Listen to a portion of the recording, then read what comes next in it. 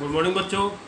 आज हम level three में एम्प्लॉयबिलिटी स्किल्स के अंदर यूनिट 1 कम्युनिकेशन स्किल्स में session number 3 non verbal communication के बारे में डिस्कस करेंगे। नॉन वर्बल कम्युनिकेशन क्या होता है? नॉन वर्बल कम्युनिकेशन में हम बगैर शब्दों का प्रयोग करके एक दूसरे से कम्युनिकेट कर पाते हैं। इसमें हम we send signals and message to other through expression. इसमें हम क्या प्रयोग करते हैं? एक तो एक्सप्रेशन का प्रयोग करते हैं नॉन वर्बल कम्युनिकेशन में, गैस्चर्स का, एक्सप्रेशंस का, हाव भाव का प्रयोग करते हैं। गैस्चर इशारों में अगर हम कम्युनिकेट कर पाते हैं, इसके साथ बॉडी पोस्चर्स, अपने शरीर की मूवमेंट्स के द्वारा कम्युनिकेट करते हैं। In this lesson you will learn about non verbal method of communication. अब इसमें मेथड्स कौन कौन से तरीके प्रयोग किए जाते हैं नॉन वर्बल कम्युनिकेशन में, वो इस डायग्राम के द्वारा आपको पता लग जाते हैं। जैसे इसमें पैरा लैंग्वेज होता है, एक्सप्रेशंस के द्वारा, पोस्चर्स के द्वारा, गेस्चर्स के द्वारा, टच के द्वारा, स्पेस, आई कॉन्टैक्ट के द्वारा आप नॉन वर्बल कम्युनिकेशन करते हो। इसकी महत्ता क्या है नॉन वर्बल कम्युनिकेशन की? जो आज के दिनचर्या में जो कम्युनिकेशन है, सबसे ज़्यादा जो कम्युनिकेशन प्रयोग किया जाता है वो होता है आपका नॉन वर्बल कम्युनिकेशन। सिर्फ 10% ही शब्दों के द्वारा जो अदर कम्युनिकेशन वो प्रयोग किया जाता है। जैसे डायग्राम से आपको पता लग रहा है जो वर्बल कम्युनिकेशन है वो 10% है, और वॉइस कंट्रोल जो नॉन वर्बल कम्युनिकेशन जो रेड एरिया आपको नज़र आ रहा है, रेड जोन एरिया, वो काफ़ी ज़्यादा है, बहुत ज़्यादा है। और expression movements, pictures, non verbal visual में जो आता है एक्सप्रेशन मूवमेंट्स में, वो सबसे ज़्यादा आपको नज़र आ रहा है ब्लू में। एज यू सीन फिगर, आपको फिगर में पता लग गया है। अब मैक्सिमम जो कम्युनिकेशन है वो सबसे ज़्यादा कौन सी होती है? आपकी नॉन वर्बल होती है। We communicate using words and tone of voice and body language. अब कैसे हम प्रयोग कर पाते हैं? हम कम्युनिकेट करते हैं शब्दों के द्वारा, टोन ऑफ वॉइस जो आवाज़ का सुर है उसके द्वारा, और बॉडी लैंग्वेज कैसे आपकी शरीर की अवस्था है उसके द्वारा हम कम्युनिकेट कर पाते हैं। Non verbal communication exchange information without word, इसमें शब्दों का प्रयोग नहीं होता। इसमें आपके हैंड मूवमेंट्स होते हैं, गेस्चर इशारे होते हैं, शरीर की अवस्था होती है। जैसे रेजिंग हेड टू ग्रीट, जैसे आप किसी से मिलते हो, नमस्कार करते हो, हैंडशेक करते हो, या pointing your finger in anger, मतलब दो तरह से होता है। तो हैंडशेक कर रहे हो, आप तरह से मिल रहे हो, नमस्कार कर रहे हो, उसको हेलो कर रहे हो, या फिर फिंगर, अगर आप पॉइंट आउट करते हो, फिंगर उठाते हो, उंगली उठाते हो किसी के ऊपर नाराजगी में, वो अलग तरह का एक्सप्रेशन होता है। एक्सप्रेशंस, एक स्माइलिंग टू शो हैप्पीनेस, इस तरह का भी हाव भाव होता है कि आप खुश होते हो, किसी को स्माइलिंग फेस दिखाते हो, खुश हो रहे हो, किसी से खुश हो आप। मेकिंग ए सैड फैन है, उदासी का अगर मूड है आपका तो पता लग जाता है पर्सन को, तो आप उदास हो। Normal communication makes us very stronger. ये हम अच्छी तरह से अपने शब्दों को दूसरों के सामने उजागर कर पाते हैं, समझा पाते हैं, अच्छी तरह से कम्युनिकेट कर पाते हैं नॉर्मल कम्युनिकेशन के द्वारा। Using the right gesture and posture help us be professional at work. मतलब अगर आप बिजनेस एनवायरनमेंट में है तो वहाँ पे अगर राइट गेस्चर, आपका जो शारीरिक पोजीशन, शरीर की बनावट, आप बातचीत करते हुए आपका शरीर का पोस्चर कैसा रहता है, तो इससे इशारे आपको बताते हैं किस तरह से आप कम्युनिकेट कर पा रहे हो, अच्छी तरह से कर पा रहे हो। Using the right gesture while speaking makes our message more effective. मतलब काफ़ी प्रभावशाली ढंग से आप अपने मैसेज को अदर पर्सन को आप बता सकते हो, दूसरे लोगों को बता सकते हो। Knowing non-verbal communication help us understand our audience reaction and adjust our behavior or communication accordingly. Non-verbal communication हमें ऑडियंस का रिएक्शन जानने में मदद करता है। इससे हम ऑडियंस के बारे में पता लगा सकते हैं जब हम किसी के सामने बोल रहे हैं तो कैसा एक्सप्रेशन दे रहा है। एक्सप्रेशन से उसके हाव भाव से हम जज कर सकते हैं हमारी बातों को किस तरह सुन रहा है, नहीं सुन रहा, हमको इम्पोर्टेंस दे रहा है, नहीं दे रहा, या इग्नोर कर रहा है। In verbal messages block by noise और डिस्टेंस, अगर आप पब्लिक स्पीचिंग कर रहे हैं, अगर आप अच्छी तरह से बोल नहीं पा रहे हैं, काफ़ी शोर शराबा है आसपास, तो आप अपने गेस्चर्स, इशारों के द्वारा भी दूसरे लोगों से कम्युनिकेट कर पाते हो। जैसे placing finger lips to indicate need for silence and nodding head up saying yes, जैसे आप उंगली अपने होठों पे रखते हो और आप किसी को लाते हो और इशारों से बताते हो, भैया आप चुप हो जाओ, ऑडियंस को बोलते हो चुप रहने के लिए, तो इशारों से आप बता सकते हो, बोल सकते हो, वी कम्युनिकेट कर पाते हो। We communicate non verbal in many ways, let us learn about some of the movements. इस टेबल में दिए हुए types of non verbal communication कौन को किस प्रकार के होते हैं। फेशियल एक्सप्रेशन होता है आपका। फेशियल एक्सप्रेशन में क्या होता है?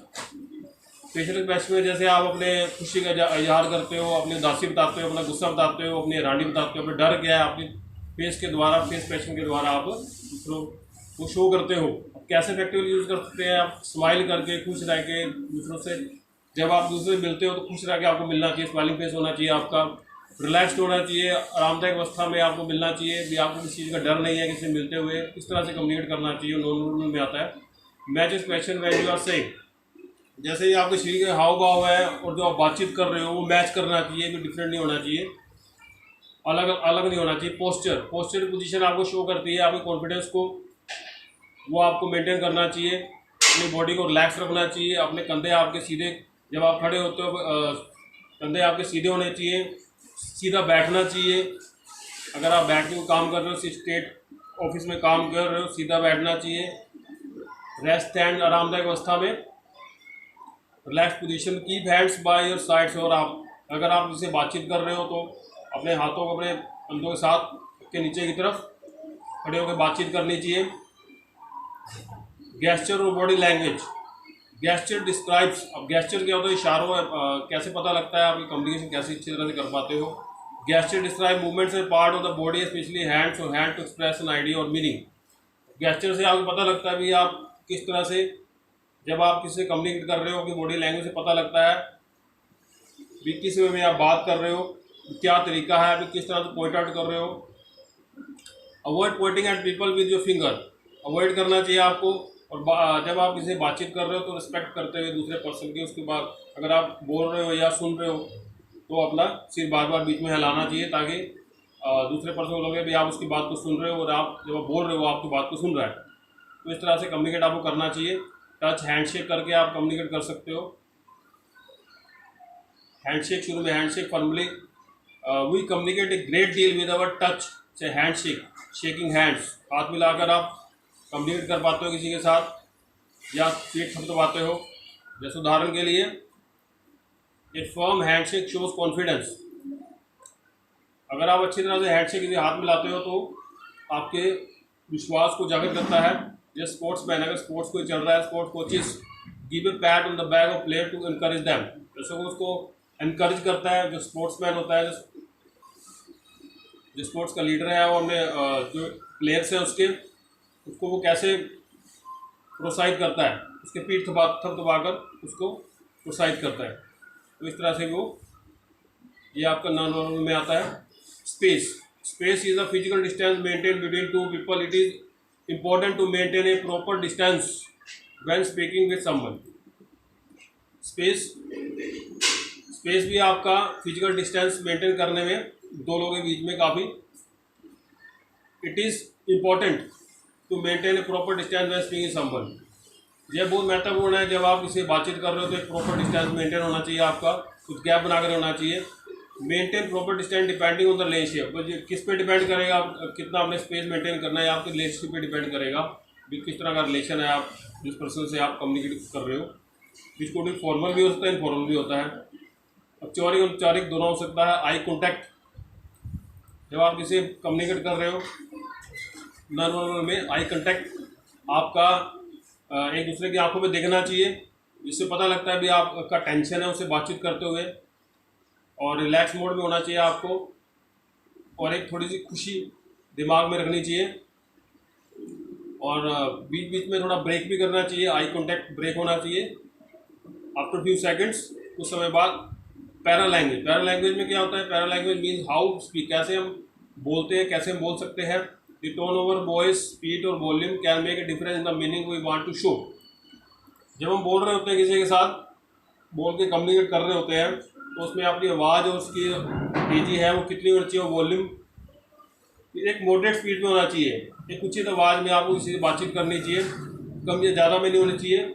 कम या ज़्यादा अगर आप करते हो वो डिपेंड करता है आपकी सिचुएशन पर, क्या बातचीत आपके किस प्रकार की बातचीत आपकी हो रही है, उस पर आपकी जो वॉल्यूम है और स्पीड है वॉइस है वो कम ज़्यादा हो सकती है। विजुअल कम्युनिकेशन में क्या होता है? Visual communication method of communication is the visual communication. जो दूसरा एक महत्वपूर्ण जो आपका संचार का माध्यम है वो क्या है? Visual communication. मतलब देख, which improve sending understanding message through images, pictures और इमेजेस के द्वारा, मतलब फोटोज़ के द्वारा जो आप कम्युनिकेट करते हो किसी के साथ, वो आपका होता है विजुअल कम्युनिकेशन। इसका एडवांटेज क्या है, that you need not to popular language understanding, it is simple is to understand and mean same across different places. मतलब इसमें आप पिक्चर या फोटो कहीं पे शो कर देते हो, इसमें आपको ये नहीं है किसी की लैंग्वेज आने की जरूरत नहीं है, जस्ट आप फोटो के द्वारा ही दूसरे से कम्युनिकेट करते हो, फोटो पिक्चर के द्वारा। एग्जांपल्स क्या क्या है, ट्रैफिक सिग्नल्स और ट्रैफिक सिंबल और traffic communicate us not to blow horn. इन्हें ट्रैफिक सिग्नल दिए होते हैं जब हम बाहर रोड पे जा रहे हैं, तो बीच में सिग्नल्स होते हैं अलग तरह के। तो इस तरह का सिग्नल का मतलब क्या होता है, भाई आपने हॉर्न नहीं दबाना है। इसमें लाइट्स होती हैं जहाँ पे रुकते हैं, बीच में ट्रैफिक लाइट्स होती हैं, जो रेड लाइट होती है वो रुकने के लिए होती है, और येलो लाइट वो इंतज़ार करने के लिए होती है, और जो ग्रीन लाइट होती है वो जाने के लिए होती है। ये आपको पता ही है।